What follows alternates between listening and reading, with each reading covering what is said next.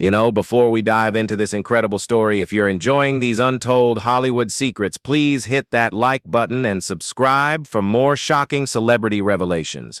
Your support means the world to us.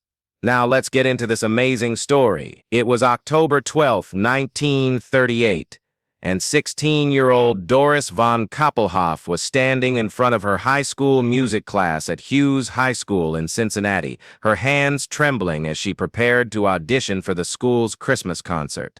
Music teacher Mrs. Eleanor Hartwell, known throughout the school as one of the most demanding and critical instructors, sat at the piano with a stern expression that had crushed the dreams of countless students over the years.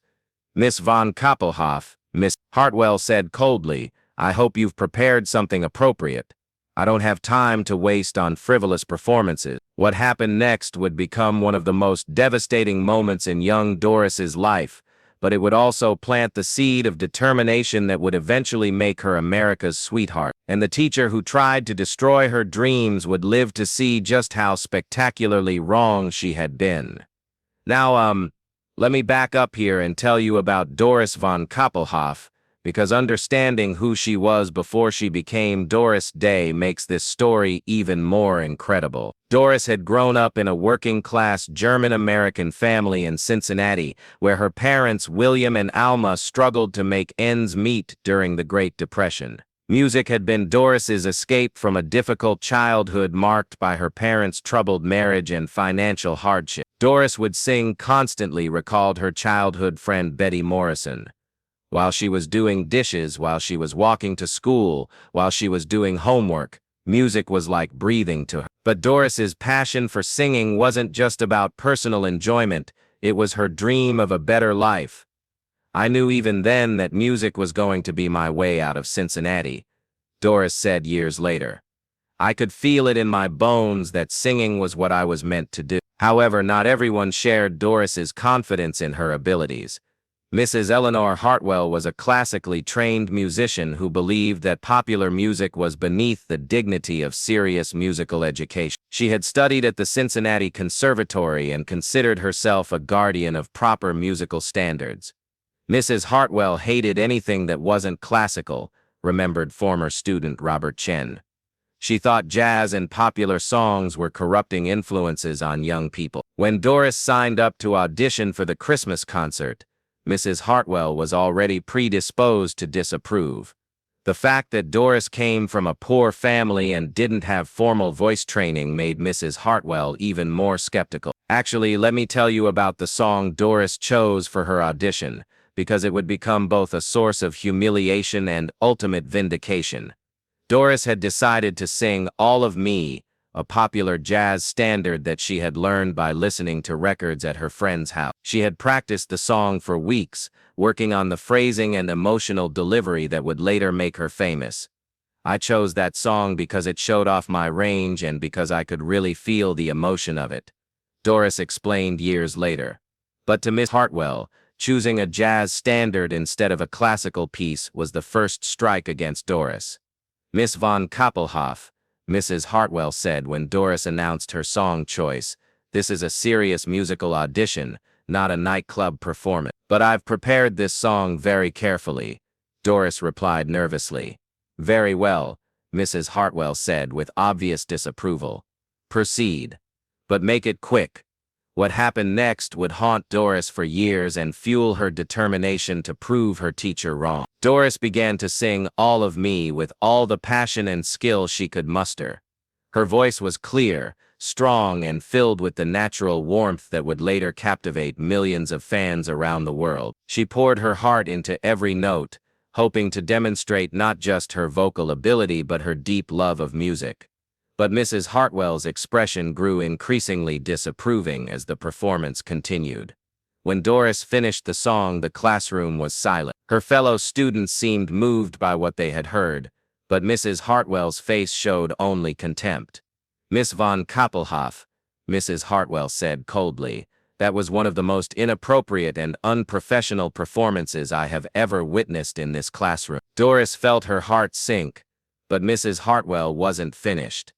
"You have no understanding of proper vocal technique, no appreciation for serious music, and no business thinking you could ever be a professional singer." The words hit Doris like physical blows. Furthermore, Miss Hartwell continued, "Your voice lacks the refinement and training necessary for any serious musical career. You'll never be a singer, Miss von Kappelhoff. I suggest you focus your energy on more realistic pursuits." The classroom was dead silent. Doris's classmates looked shocked by the teacher's cruelty. Doris herself was fighting back tears, but she managed to maintain her composure as she returned to her seat. "Thank you for the feedback, Mrs. Hartwell," Doris said quietly, though inside she felt like her world was collapsing. "Don't forget to comment below and let us know what other inspiring comeback stories you'd like to hear about." The immediate aftermath of Mrs. Hartwell's rejection was devastating for young Doris. "I went home and cried for hours," Doris recalled years later. "I felt like someone had taken my dream and stomped on it." Her mother, Alma, found Doris sobbing in her bedroom that evening. "What's wrong, Liebling?" Alma asked, using the German term of endearment. When Doris told her what had happened, Alma was furious. "That woman doesn't know what she's talking about," Alma said firmly. "I've heard you sing and you have a gift." But Alma's support, while comforting, couldn't completely heal the wound that Mrs. Hartwell had inflicted. For several weeks, Doris stopped singing almost entirely. She was too hurt and self-conscious to pursue her musical dreams. "I started to think maybe Mrs. Hartwell was right," Doris admitted. "Maybe I was just fooling myself about having talent." That's when something happened that would change everything. Doris was walking home from school one day when she heard music coming from Barney Rapp's Rainbow Room, a local nightclub that featured live entertainment. She stopped outside and listened to the singer performing inside, a professional vocalist who was clearly skilled and experienced. But as Doris listened, she realized something that would reignite her confidence. She could sing just as well as the woman on stage, maybe better.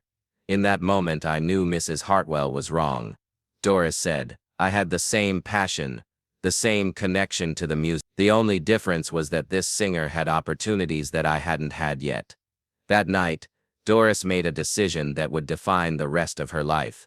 She was going to prove Mrs. Hartwell wrong, not with words but with success. "I decided that the best revenge would be showing her exactly how wrong she was about my future," Doris explained. "The opportunity came sooner than expected. Actually, let me tell you about what happened next. Because this is where young Doris Day showed the determination that would make her a star." 2 months after her humiliating audition, Barney Rapp's Rainbow Room announced they were holding open auditions for a new female vocalist. Doris had been practicing relentlessly since her encounter with Mrs. Hartwell, working on her technique and building her repertoire. "I practiced every day, sometimes for hours," Doris said. "I was determined to be so good that no one could ever dismiss me again." When the day of the audition arrived, Doris was nervous but focused. She chose to sing "All of Me" again, the same song that Mrs. Hartwell had criticized so harshly.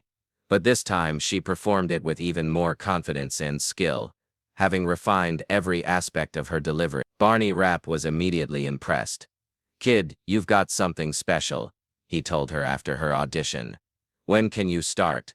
At 16 years old, Doris von Kappelhoff became the featured vocalist at one of Cincinnati's premier nightclubs. The local newspapers wrote glowing reviews of her performances, calling her voice pure magic and predicting a bright future for the young singer. But Doris had something more satisfying in mind than just professional success. She was going to make sure Miss Hartwell saw exactly what she had dismissed. Doris arranged for her mother to invite Mrs. Hartwell to attend one of her performances at the Rainbow Room. "I want her to see what a real singer looks like," Doris told Alma. Miss Hartwell, perhaps curious about her former student's career, agreed to attend. The night Mrs. Hartwell came to the Rainbow Room became legendary among Doris's friends and family. Doris performed a 20-minute set that included jazz standards, popular songs, and even some classical pieces to show the range of her abilities.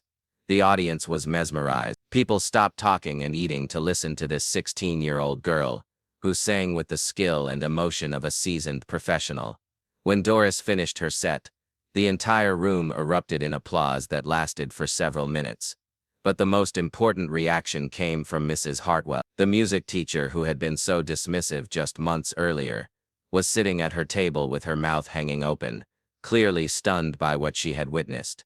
After the show, Mrs. Hartwell approached Doris backstage. "Miss von Kappelhoff," she said, her voice shaking slightly, "I owe you an apology. I was wrong about your abilities. Completely wrong." Doris looked at her former teacher and realized that the anger she had carried for months had been replaced by something else. Pity. "Miss Hartwell," Doris said with the grace that would later make her America's sweetheart, "thank you for the apology. But I need to thank you too." Mrs. Hartwell looked confused. "Thank me? You told me I'd never be a singer," Doris said with a smile. "That was the best motivation I ever received." The story of Doris's triumph over Mrs. Hartwell's rejection spread throughout Cincinnati's entertainment community. But more importantly, it established a pattern that would define Doris's entire career, using criticism and setbacks as fuel for improvement and success. "Every time someone told me I couldn't do something, it just made me more determined to prove them wrong," Doris said years later. Within a year of her nightclub debut, Doris was being scouted by talent agents from major record labels. By the time she was 18, she had changed her name to Doris Day and was performing with some of the biggest bands in the country. And every step of her remarkable journey could be traced back to the day a music teacher tried to crush her dreams. Hartwell continued teaching at Hughes High School for another 20 years. According to former students, she never again told a student that they would never be a singer. After what happened with Doris Day, Hartwell became much more encouraging to her students, recalled former pupil Nancy Williams. "I think she learned that talent can come in forms she didn't recognize." In 1955, when Doris Day was at the height of her fame, she returned to Cincinnati to perform a concert at Music Hall. Miss Hartwell, now retired, attended the performance. After the show, she sent a note backstage that read, "Dear Miss Day, I was wrong about everything. Except one thing, you were always destined for greatness. Your former teacher, Eleanor Hartwell." Doris kept that note for the rest of her life. "It reminded me that even the people who try to hurt us can sometimes teach us important lessons," she said. The lesson that 16-year-old Doris von Kappelhoff learned from Mrs. Hartwell's cruel rejection was one that served her throughout her legendary career. Never let anyone else define what you're capable of achieving. "If I had listened to Mrs. Hartwell and given up on singing, I would have missed out on the most amazing life," Doris reflected years later. But more importantly, millions of people would have missed out on the music that brought them joy. The teacher who said you'll never be a singer to a 16-year-old girl from Cincinnati lived to see that girl become one of the most beloved entertainers in American history. Miss Hartwell learned that talent doesn't always look the way we expect it to. And Doris Day learned that the people who try to destroy your dreams are often just giving you the motivation you need to exceed them. The day that left everyone speechless wasn't just the day Doris proved her teacher wrong. It was the day she learned that belief in yourself is more powerful than anyone else's doubt. That lesson would carry her from a Cincinnati nightclub to Hollywood stardom. From Doris von Kappelhoff to Doris Day. From a girl whose teacher said she'd never be a singer to America's sweetheart, whose voice brought joy to millions around the world, all because she refused to let someone else's limited vision become her reality. That's the power of determination. That's the magic of believing in yourself when no one else does. That's how a 16-year-old girl with a dream became a legend. One note at a time, one song at a time, one performance at a time, until everyone who had ever doubted her was left speechless. Not by her failure, but by her spectacular, undeniable, unforgettable success. Mrs. Hartwell said, "You'll never be a singer." Doris Day's response changed the world and left everyone, especially Mrs. Hartwell, absolutely speechless.